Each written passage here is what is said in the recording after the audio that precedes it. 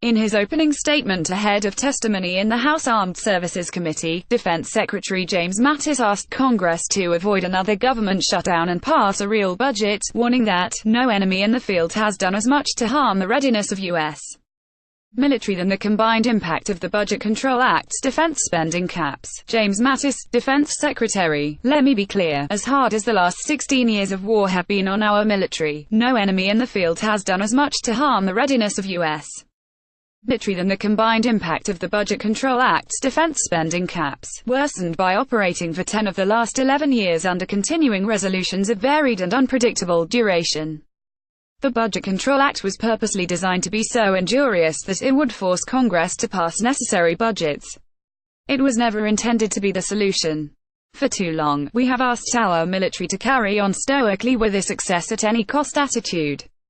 Our troops work tirelessly to accomplish every mission, with increasingly inadequate and misaligned resources, simply because Congress has not maintained regular order. The fact that our volunteer military has performed so well is a credit to their dedication and professionalism. We expect the men and women of our military to be faithful in their service, even when going in harm's way. We must also remain faithful to them. Chairman, as you said in January, if Congress does not come together to find a way to fund this strategy, Secretary Mattis must explicitly inform Congress and the American people of the consequences of failure. The consequences of not providing a budget are clear.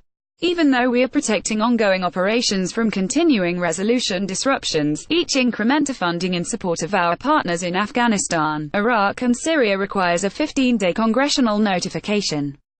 My commanders in the field write to me for help in getting timely and predictable funds for their efforts as they work to execute our strategy against the enemy in the field.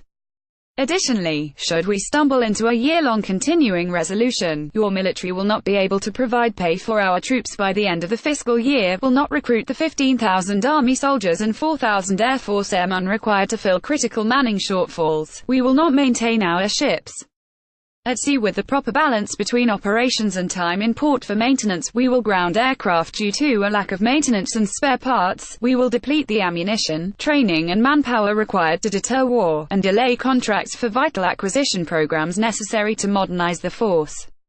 Further, I cannot overstate the impact to our troops' morale from all this uncertainty.